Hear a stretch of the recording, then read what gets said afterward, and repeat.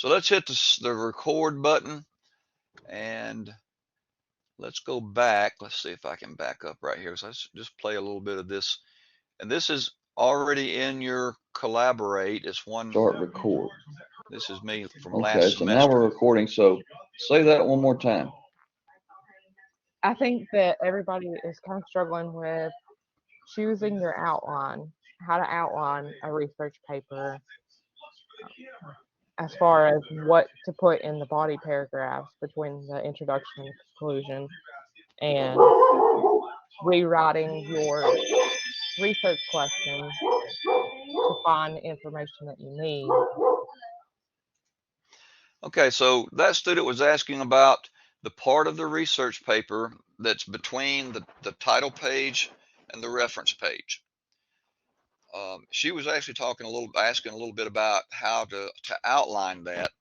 And I would tell you to go back and use the same bubble arrangement, the bubbles and tables that we practiced or introduced in the previous writing assignment. It's hard to beat that. You can organize just about anything based on that series of bubbles and tables and have a good guideline of what to do and what to say and where to say it. But the appearance of the paper, the body of the paper, is not going to be very different from any other 5-paragraph essay. You're going to have an introduction paragraph, three body paragraphs, and a conclusion. Your body paragraphs may be a little more deep, they may be longer. That's okay. You have an extra 500 words that you got to make up somewhere on this paper. So you need to put a little more thought, a little more research into those three body paragraphs. But when you look at the Purdue OWL, the examples that they give there are examples of far advanced papers, right?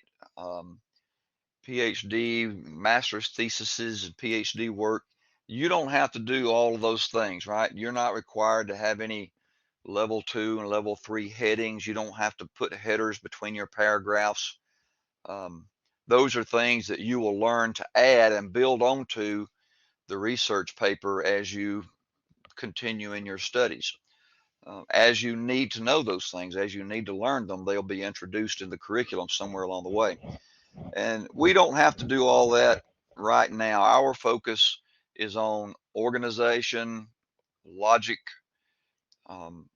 including the in-text citations, linking the in-text citations or the information in the text to the reference page, and creating a good, strong reference page to avoid plagiarism. So the scope of our assignment is a little bit different than the scope of some of the assignments you may see somewhere down the road. So do the best you can with what we're doing now and be prepared to add to that somewhere when the purpose or when the occasion arises. Are you guys familiar? Do you remember the tables and the bubbles and the tables, that little pre-writing operation that we talked about, or at least we posted? I don't know how much discussion we got to give it, but we introduced it earlier. I remember it. You remember how to use it? Yes. Okay. But the way that I interpret that essentially is that there's 3 points, like when we were doing a thesis and it was like smoking's bad because it causes, personal health issues, or just, heart disease, lung disease, and cancer. And then, we would take heart disease, write a few sentences, lung disease, write a few sentences, and cancer, and write a few sentences. And ultimately, we would turn those into paragraphs, And I think that's where I struggle. I'm glad you just played that clip and, kind of elaborated on the outline of the research paper, how it should look. Because I've just been really, I'm glad you brought up the table and lines and just the charts, the outlining charts, because I've been struggling, I know my topic, but how do I, and I was like, should I pick 3 things and have it like this effect, this, like, affects them this way, and this way? Or do I not do that? And do I just do it affects them this way and that's my entire paper? That would, yeah, that would depend on what you want to cover. That's sort of I guess it depends on the topic and how much data it yields and what you learn about it. But I would say that my recommendation is that you make a different chart for each of the three main paragraphs, the body paragraphs. So you've got, one chart, you've got your main point or whatever the effect that you want to talk about is, and then you've got three main points of that effect, three ways that it shows up, and then you've got three sentences or three things that you want to use to say about each one of those. So you're going to develop, each paragraph is going to be thoroughly developed about that effect. I think if you try to do one big effect, I think you'll run short. I think it'll be too narrow. Okay, I think and sorry, just to clarify, so like, I'm working with homelessness, the effect of homelessness on children, and the main thing I'm finding is academically. So if you're, I think, correct me if I'm wrong, what you're saying is if my entire paper was how it affects them academically, I'll run short on things to say, right? no, no, no. I think that's a good topic and a good research question. So what we want to look at, perhaps, I don't know what your research is going to yield, but in those three different body paragraphs, you might talk about how why or what is it about homelessness that creates academic challenges, right? So is it just changing schools or not attending school regularly, or is it related to attendance? So that might be one bubble with all the things about attendance and how often they change schools. Then the second bubble might be something about they have to go to school hungry, or they don't have a stable environment to do homework, or they don't have access to um, internet. And then the next bubble might be living in foster care or moving around in foster care.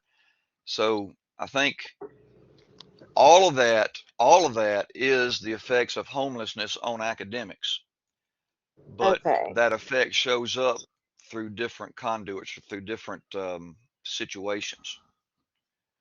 And I don't know if you'll find that every homeless child has all three of those, or if they might turn out to be the top three effects, or I'm not sure how they'll be distributed. But yeah, I think you're on the right track. You've got the right research question. Now just, let the research tell you what you need to put in those three paragraphs. Am I helping at all? Yes, so I do appreciate that. That's really good feedback for me, but I'm just not finding like the stuff I am finding, it's like it's repeating itself with the academics. So I'm just like, I don't feel like with just going off academics and what I have found so far that I have enough to like back up any, like, 1,500 words. And then maybe again, it's just me, but, um, so that's why I've been struggling. Like, is it okay if I talk about maybe, like, yes, it does affect them academically, but it can also affect them, like, you know, mentally or, emotionally or physically or behaviorally. Sure. And then, but you'll want to tie each of those to academic performance. If a student is emotionally unsound, they can't perform academically.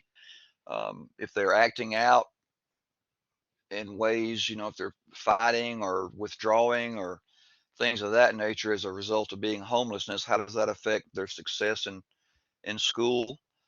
Um, so the Okay. conclusion, you might want to talk about those different things, but the conclusion is that if students are suffering these things because of homelessness, then you could expect them not to do well in school. Okay. Okay. Thank you for that. That definitely, again, does help because I guess that's where I've been struggling because I'm like, do I essentially write something like a thesis statement, but say, what is the effect of homelessness on children, and essentially, literally every paragraph be different in the sense of what my first paragraph is, you know, it affects them academically or whatever, like have how it affects them in three different ways in their life, like How does it affect their mentally, behaviorally, academics or in three different academics. ways? So Big it difference. needs to be like one thing and how it affects it all. So don't pick like my first paragraph, like, oh, this is how it affects them, with their mental health. They can struggle from these things. And then my second one be like, well, also they can be homeless affects them, behaviorally. This is research that backs that. And then lastly, homeless affects these children's academically, and this is why. And then in the conclusion say, that there's homelessness affects children in multiple ways to include mental health, behaviorally, academically. There's several different ways that homelessness affects children. So Yeah, don't we do want to. that. We want to avoid that. Okay, We okay. want. We, That helps tremendously. yeah, we want to avoid that kind of summary. What we want to say is that homelessness affects or doesn't affect, depending on what you find. I don't want to, as we say, we want to be bias free. So I don't necessarily want to talk about it as if we're going to find all these negative things, although I think you will, right? Um, but we want to say that these are the effects of homelessness on the academics of young children. And you can talk about the different ways that it affects. It affects them through their mental health. It affects them through their attendance. It affects them through their relationships with their peers. It affects them with the way they interact with their teachers and faculty members. All of that is part of the effect. You just got to tie it back to academics. Okay, thank you so much for that. That really is helpful. I don't know if it's helpful for anyone else, but definitely helpful for me because that's where I was like, I'm struggling with the outline. Like, how do I? It all makes sense. So thank you. It might help you to go back into Galileo and ask, what are the effects of mental illness on children in school, or what is Yes. the effect of hunger on children in school. All of those are parts of homelessness, but you might find more information if you break those down into smaller bites when you do your search. Thank you. Sure. That might blow your might blow your reference I page know. from 5 references to 12, but it might be worth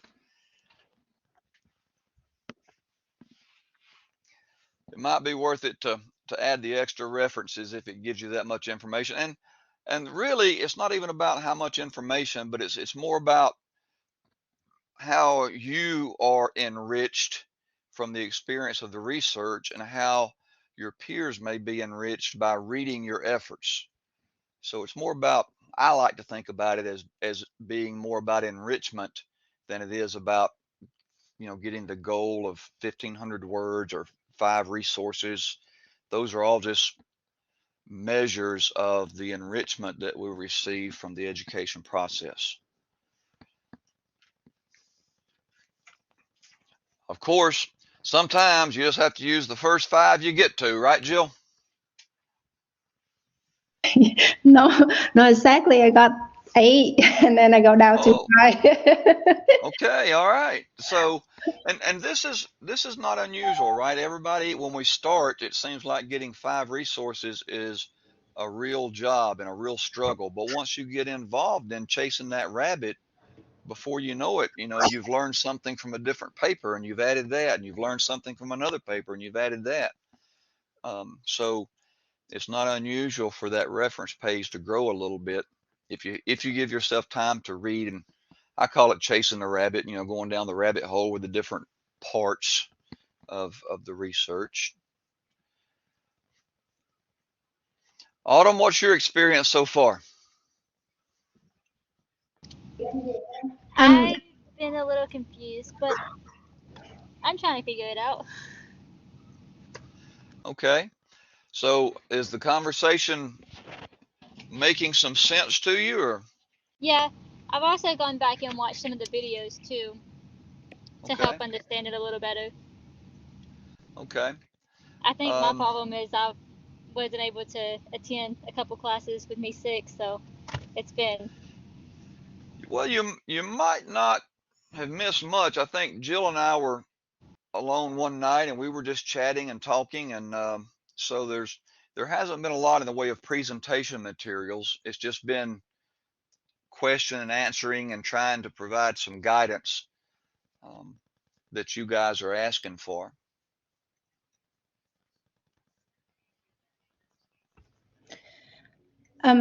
my question is, I'm still concerned about the introduction. Me The too. introduction. Yeah, the introduction paragraph. Let's see. I I need help wonder on if that I'm. one too. Yes. Okay, I my was gonna question. say the same thing too. Okay, my question is like, with the introduction, you still like state the question about what is the FS, or all you have to state out that's a statement like whatever the FS you see is gonna be, and then I mean whatever the FS in the paragraph, the body paragraph, you're gonna sort out. So you're gonna state on the introduction. So let me see if I can cipher that down into a way that I can explain it. So the introduction is going to be some attention getting material, some background material, and then the research question, and then the purpose statement, right? So if we're talking, if my topic is plastic waste in the ocean, then let's see if I can.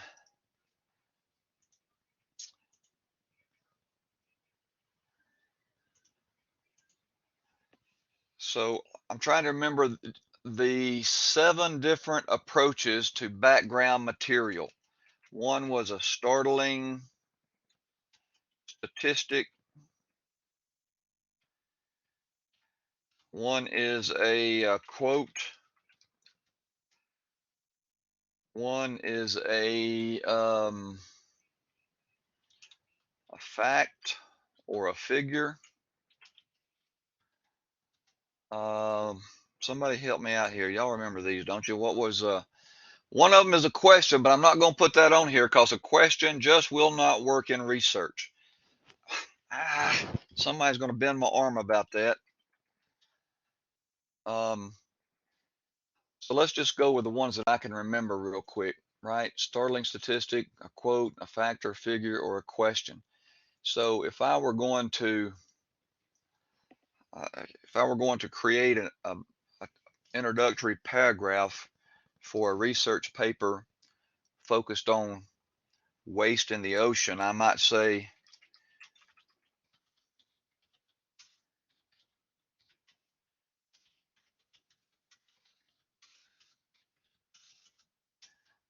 that finger. I have to keep backing up into our oceans and into, we won't say our, that's the ocean. Crap.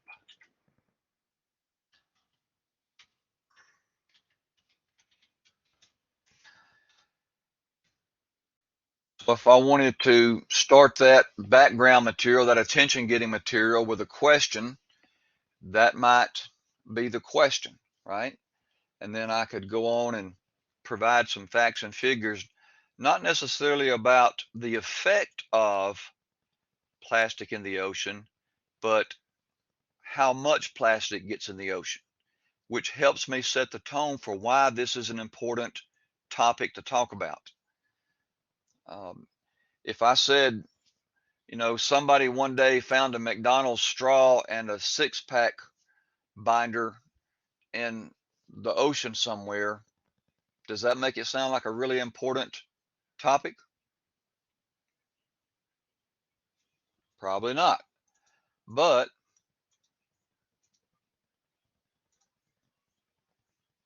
if I say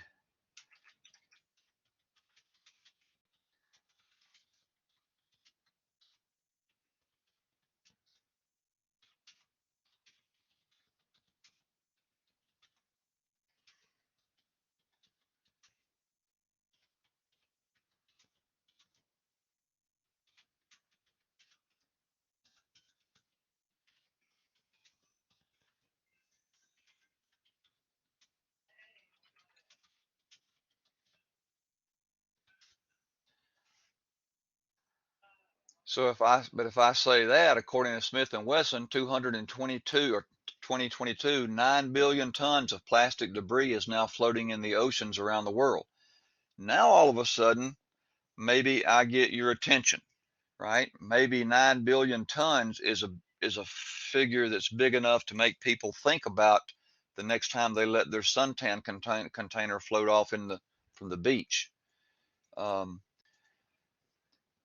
So, and by the way, let's see, if we wanted to start that with a startling statistic, we could just remove, how can I do all this crap? Man, I know there's a way to do this. So if I just took out that question.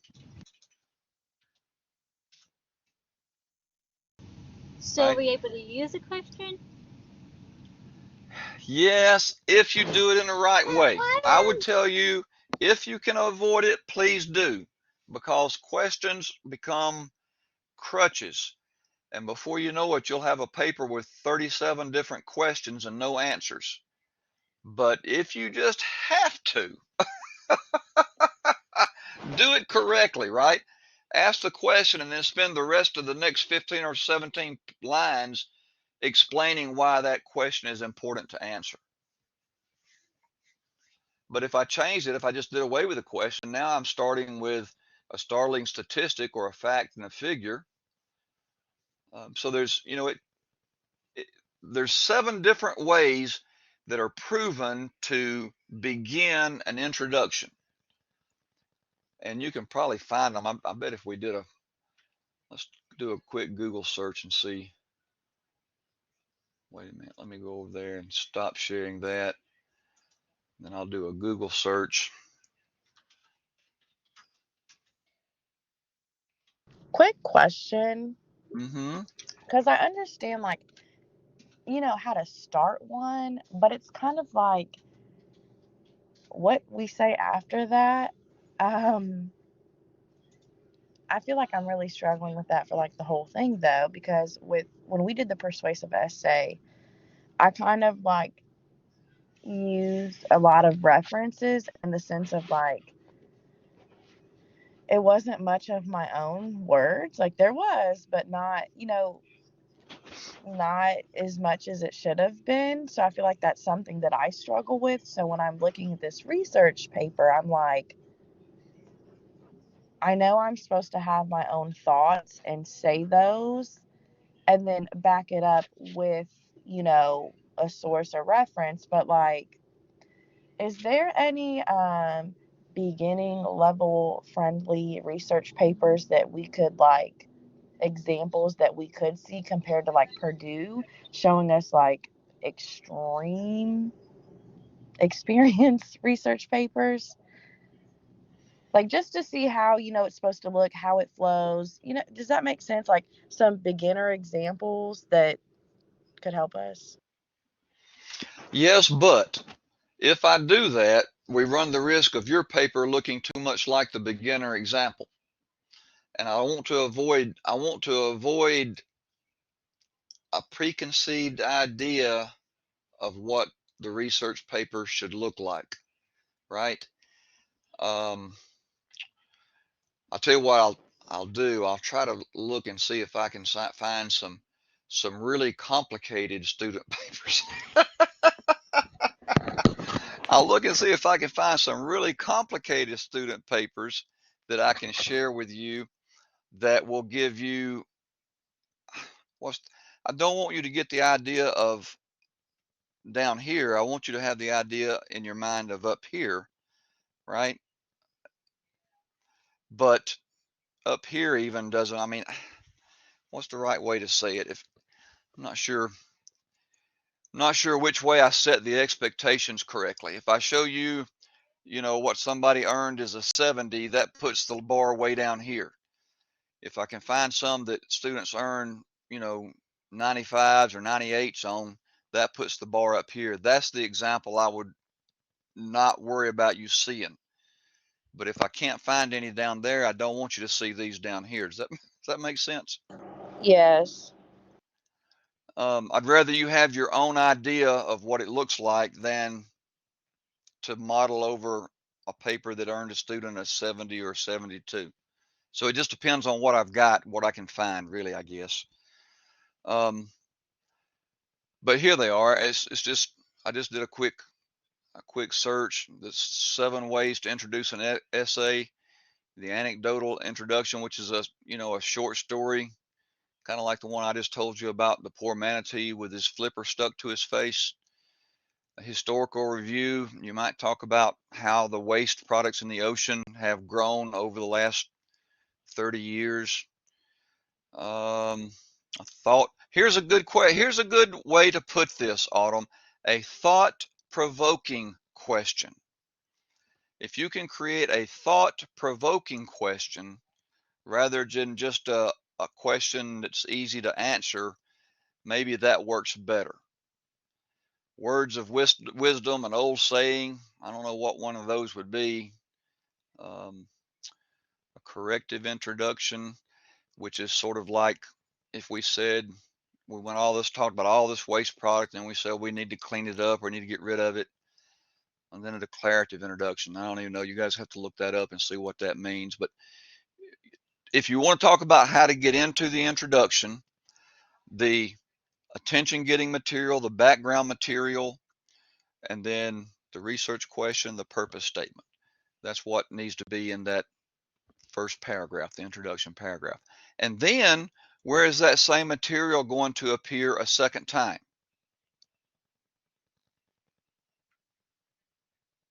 Everybody say in the conclusion. 1, 2, 3. In the conclusion. Sorry, I'm driving, but I was going to say that. You were thinking that, right? Let's just see. I'm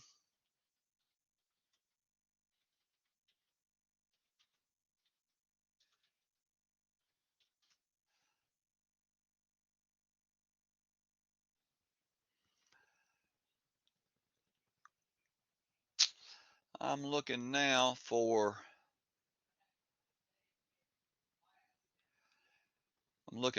examples of student research papers, and all of these are PhD level papers, I think. And it's taken me to the archive for the University of Washington.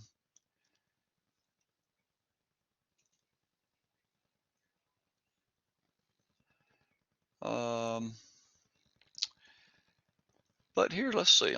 We'll share this and see if it share application. So here is the opening of this particular paper, and we only have a little piece of it here. You guys are seeing this with me, right? I don't know if you can read that, but it says this is oh crap, come back here, you. Happy families are all alike. Every unhappy family is unhappy in its own way. That's a quote from Leo Tolstoy, who is a Russian author, and he wrote a book called Anna Karenina about a peasant girl in Russia.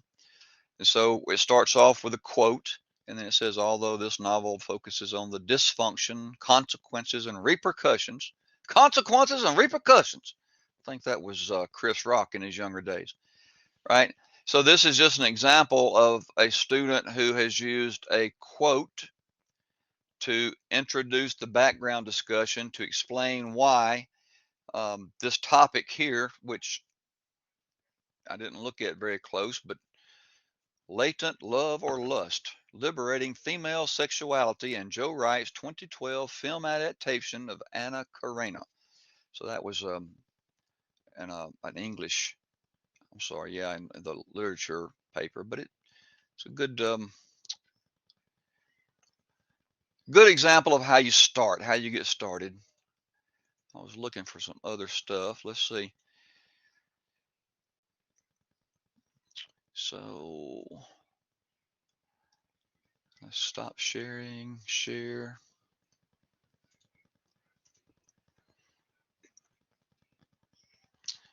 So here's a good definition, perhaps. A research paper is an expanded essay that presents your own interpretation or evaluation or argument. When you write an essay, you use everything that you personally know and have thought about a subject. I'm not sure I'd buy that. Sometimes you hold something back for the follow-up. But I like an expanded essay, so it's just a little bit bigger than a regular essay that presents your own interpretation or evaluation or argument about a topic. Still not finding good examples.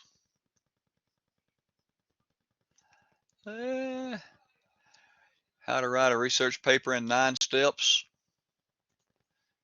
Understand the assignment, choose the topic, gather your preliminary research.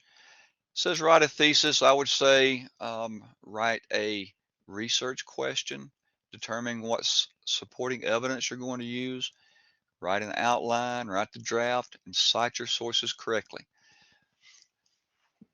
So I feel pretty good that you guys are pretty well versed on how to do all of those. We've gotten all the way up through, where are we at now? We're up to number 6. We still got some questions, not so much about how to or what the question should be or determining your supporting evidence. Everybody seems to be running with that. It's just about how to write the first draft. It seems to be where the questions are coming from. How to get started, how to create an introduction. And I was just looking here to see. I'm not really finding any. Let me go back over here on my hard drive and see if I can find any that I've gotten stored.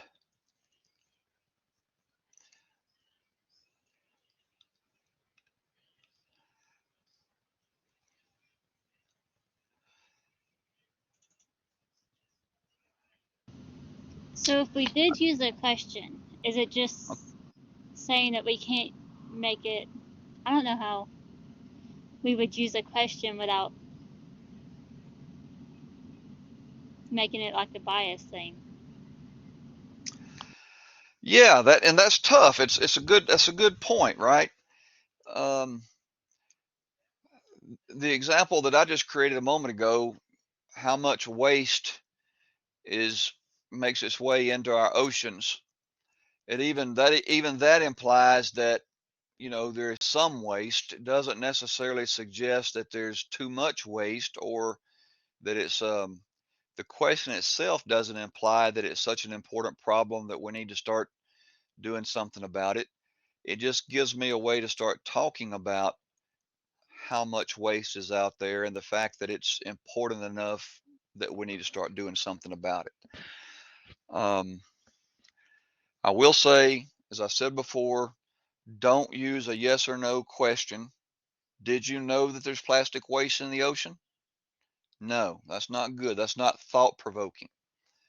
And don't use yes or no in your research questions.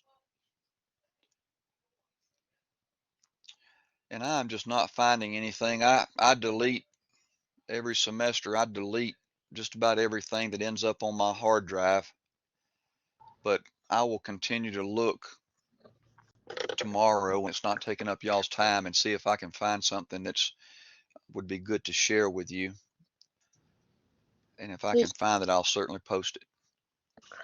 Yeah, and I think that really the only reason I'm asking for that is one, obviously just to kind of see like the flow of it. But I remember when we were doing our persuasive essay, I kind of like tried to write it academically, as you said, and you were like, oh, you didn't have to do all it, like it wasn't required. But I didn't do some of it properly. So when it was graded, I got knocked for it because it wasn't done, you know, a Don't worry about making a 100 on the first draft. Don't beat So yourself up about being perfect the first time. yeah, but I didn't know that. I thought like everything that was in Purdue, like everything, I Mhm. needed to do all of that. So it's kind of like I don't want to look at the examples in Purdue knowing that they're like, highly, you know, Well, experienced you can look at the people. text. You can read the text from the student paper. I don't think there's anything in the text that would be harmful. Just know that you don't have to have level headings, and um, in fact, we can do that while we're thinking about it. Let's go over here and look at the Purdue OWL. Yeah, essentially I don't want to do too much and it just over like, it just overcomplicates it for me and just shut down or whatever. So that's why I'm like, is there I didn't mean like beginner literally, because you definitely had a point, like you don't want to show us something and then, it wasn't like hitting the mark. But just not like PhD level. Um, So let's look at share. And this is going to be too little. Y'all aren't going to be able to see that, are you? Well, oh, that'll get bigger over here. All right, so you don't have to have this level header right here, right? But according to Smith and Wesson of 2017, there are currently 9 million tons of plastic floating in our oceans. Page 91. So this is not overly complicated. The text here is not overly complicated, and so you can see kind of how, as the practice constitutes, maybe this modern programmatic faculty development have evolved from their humble beginnings to become a commonplace feature of university life. Maybe they're using academic language here that may be a little bit complicating. And you'll notice, let's see, I was looking to see where they put their research question. I didn't find it, but I would like for your research question to be somewhere about right there. And I want it to be as clear and stated as clearly as we can make it. This paper is driven by the research question. What is the effect of this on that? The purpose of this research is to better define homelessness on young people or plastic in the oceans or whatnot. Um,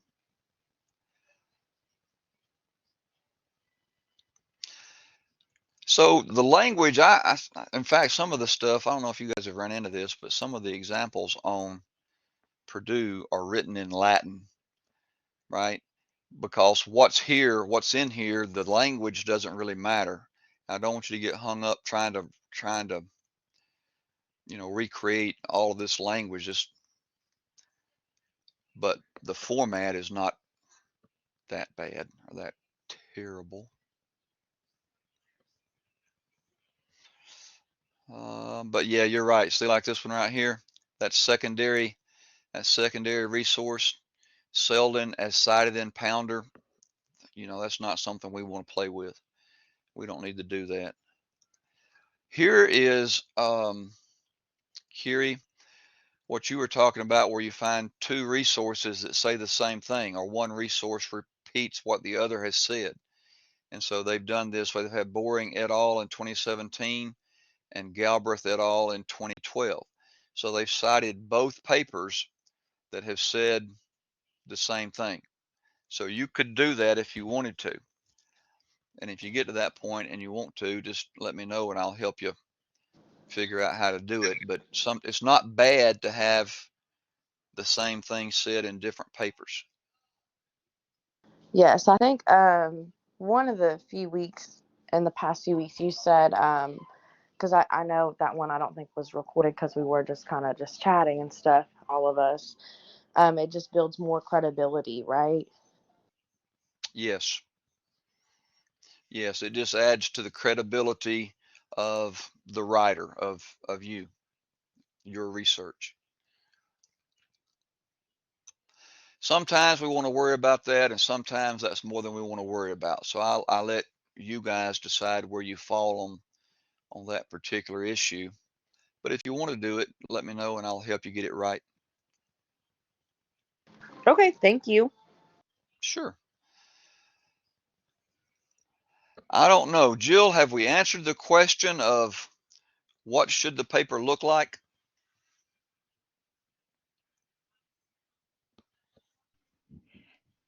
Yeah. So I've talked a lot about it, but I didn't give you any concrete examples. Can you work with that? Yep. I have an idea. Okay. When you zone out the desert statement at the last, so and zone at the what's a couple example about how to start with it. So I think I have an idea. Okay. Okay. So you have a better idea, and you can always go back and look up those 7 different techniques for getting started if you want to. And that's where I tell students, if they say something like, I have writer's block. And my question is, well, which of those 7 have you chosen to use? And if they say, I don't know, then we need to focus on that. Okay, choose one, and let's write a statement that starts the introduction. And from there, you can usually get things rolling. If you Okay. can't choose one, then I assign you one. Then you have to use mine. Sound nice. That might be a relief, huh? Don't threaten me with a good time. Oh, goodness.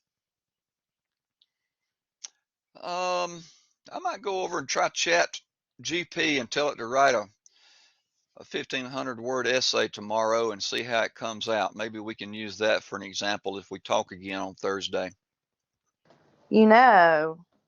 Or you could just provide, the login credentials. That's right. Somebody said, maybe you told me last week that you couldn't get an account anymore. Yeah, sorry. I got a call, so I don't know what your initial reaction was. I was joking, but just saying. But yeah, you can't get an account anymore. Yeah, that's right, because I was thinking I need to sell my account, but I'm going to wait and let it appreciate. Now, you guys remember, I would too. y'all may not be old enough to remember, but in the beginning of the www movement, there were website domain names selling for millions of dollars, right? Somebody licensed like DonaldTrump.com, had no intent of using it, but Donald Trump had to buy that domain for I don't know how much he paid for it, millions of dollars, I guess, way back then. But he had to buy that domain name to use www.donaldtrump.com, and that went on with, people were just buying up domain names and just storing them away to sell later. So if you want to use autumnomb.com, you better go ahead and get it reserved. Definitely not. All right, I will see what I can do about coming up with a thought-provoking example of a student paper. I'll log in to my work computer tomorrow and see if I have some saved there. But I will do some work on seeing that I can provide you with a successful, concrete example of what it should look like. Okay, so I'm going to work on my body focus like I did last time, like work on those first. If I have difficulties after finishing those, because I feel like it's easier to do that one first and then go back and choose points. If I need help, can I email you and be like, hey, I don't understand this? Absolutely. Okay. Of course. Because I understand what y'all are saying, but I'm still confused. I'm not And gonna it lie. looks a lot different when you put it on paper and start working on it. I promise you, you'll be sitting there typing, think, I remember talking about that, but I'll be darned if I can remember what they said. I It happens honestly that feel way all like the I'm time. on the same page as Autumn. I feel you. I'm glad I'm not You will. alone.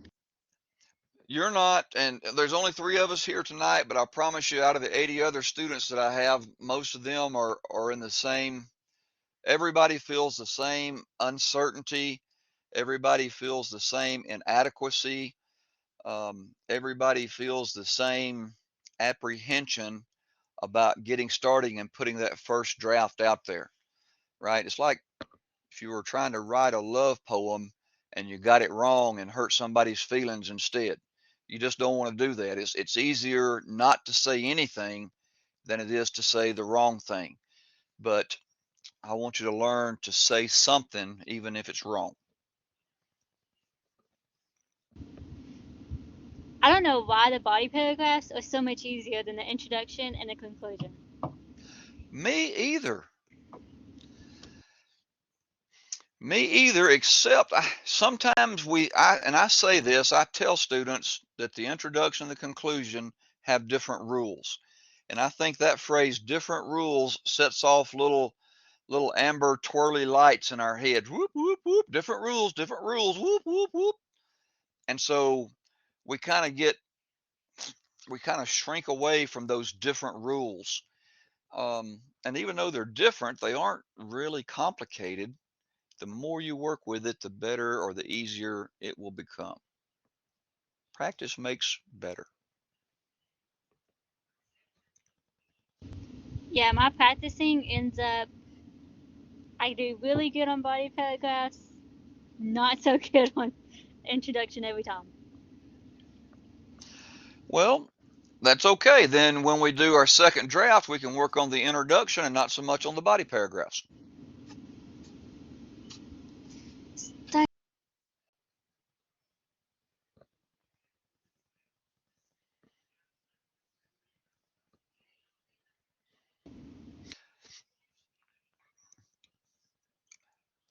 All right, what else can we cover? We've chewed up our hour pretty quickly tonight. It went by fast. I think that's because we had a lot of questions tonight. I think y'all like it better when I do all the talking. Yeah, I agree with you. Definitely. Okay. All right. I hope I said something that's helpful. And again, if you need something during the week, just send me an email.